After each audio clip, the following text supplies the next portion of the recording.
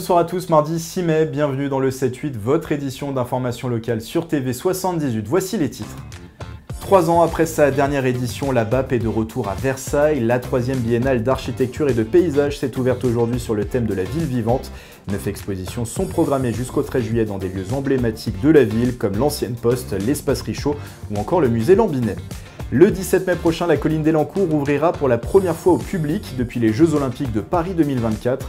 Le site a été en travaux pour se transformer en un parc paysager, sportif et de loisirs ouvert gratuitement à toutes les familles. Nous avons pu découvrir en avant-première ces aménagements, notamment le stade dédié à la pratique du VTT. Et puis toujours le 17 mai, mais cette fois-ci à Poissy, le théâtre de la ville accueille sur ses planches Que faut-il dire aux hommes ? Didier Ruiz met en scène le dernier volet d'un triptyque consacré aux invisibles et à leur quête de liberté. Dans cette édition, on vous donne 3 raisons de prendre vos places. Coup d'envoi de la 3e édition de la Biennale d'architecture et de paysage initiée par la région Île-de-France et sa présidente Valérie Pécresse. L'événement se tient jusqu'au 13 juillet à Versailles. Il propose des expositions et des conférences sur la thématique cette année de la ville vivante. Les précisions de Clara de Frutos. La Biennale d'architecture et de paysage, ça commence aujourd'hui à Versailles. Pour cette 3e édition, le thème c'est la ville vivante. Un thème qui n'a pas été choisi au hasard, vous allez le voir. Allez, je vous fais visiter.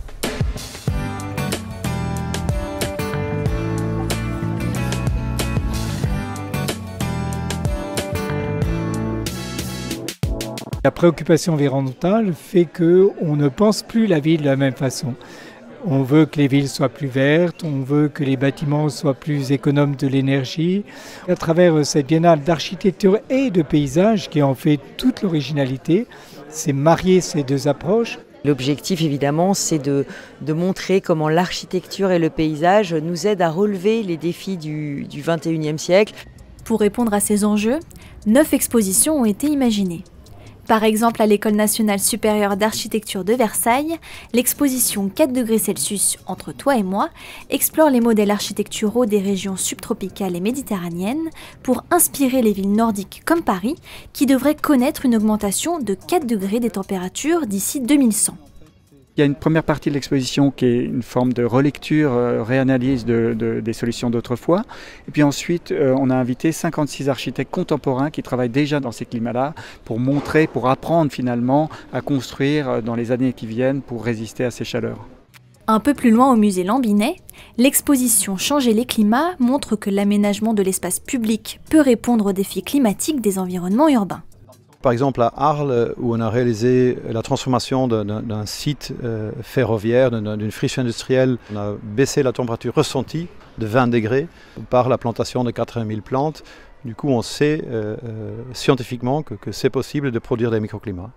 D'autres expositions sont à découvrir dans des lieux emblématiques de la ville de Versailles, comme au Potager du Roi, dans l'ancienne poste devenue un espace culturel et événementiel, ou encore à l'espace Richaud. En 2022, la Biennale avait accueilli 200 000 visiteurs et pour cette 3e édition, 250 000 curieux sont attendus. Toutes les expositions sont gratuites, elles sont visibles jusqu'au 13 juillet 2025. Si vous voulez avoir plus d'informations pratiques et le plan du site, rendez-vous sur le site internet de la Biennale, il s'affiche sur votre écran.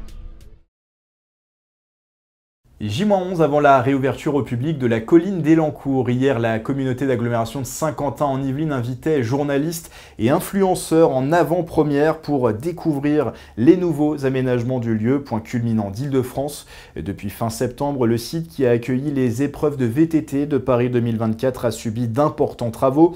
L'objectif, le transformer en un parc paysager, sportif et de loisirs ouvert gratuitement à toutes les familles.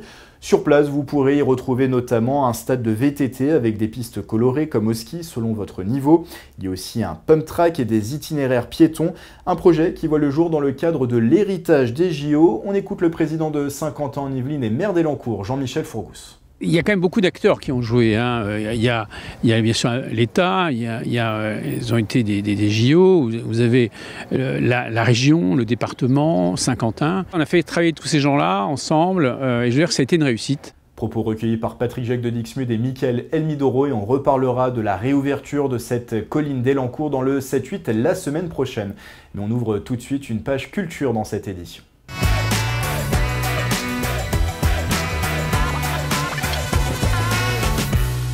Une exposition d'abord à retrouver à Saint-Cyr-l'École jusqu'au 30 mai. Quelqu'un vous expose ses œuvres au Casoar.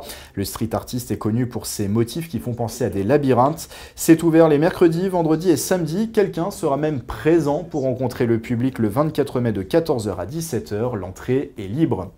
Le 17 mai prochain, le Théâtre de Poissy proposera Que faut-il dire aux hommes ? Didier Ruiz met en scène le dernier volet d'un triptyque consacré aux invisibles et à leur quête de liberté.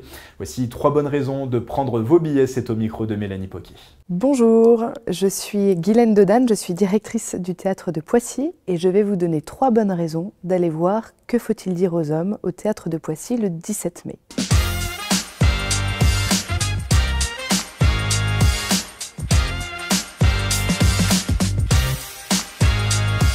Ce sont des hommes et des femmes de foi qui viennent nous parler de leur rapport à la spiritualité de manière intime et personnelle. Donc je dirais que c'est une pièce qui est pleine d'humanité et qui peut parler à tous. C'est un moment de rencontre et de partage puisque la pièce sera suivie d'une rencontre en présence du metteur en scène Didier Ruiz et d'intervenants experts, notamment David Milla qui est auteur, journaliste sur France 2 et spécialiste des questions interreligieuses.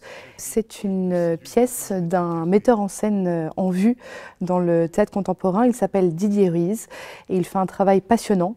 Il aime recueillir la parole, le témoignage de personnes, souvent dans l'ombre, et il vient les mettre en lumière sur le plateau et il écrit avec eux un spectacle de toute pièce. C'est une pièce qui est très touchante, qui est sensible, poétique, parfois drôle, et qu'on est heureux de pouvoir vous présenter le 17 mai 2025 au Théâtre de Poissy à 20h30.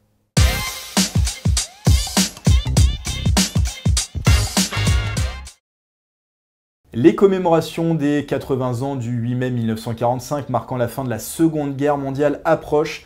À cette occasion, à Magny-les-Hameaux, des élèves du CE2 au CM2 et leurs enseignants se sont associés pour proposer un spectacle musical autour du sujet. Le titre, Mademoiselle Louise et l'aviateur allié. L'œuvre est signée de Julien Joubert et Gaël Lépingle. C'est mise en scène par Marianne Paslergue. 4 représentations sont au programme ce vendredi 9 mai à 18h30 et 19h45.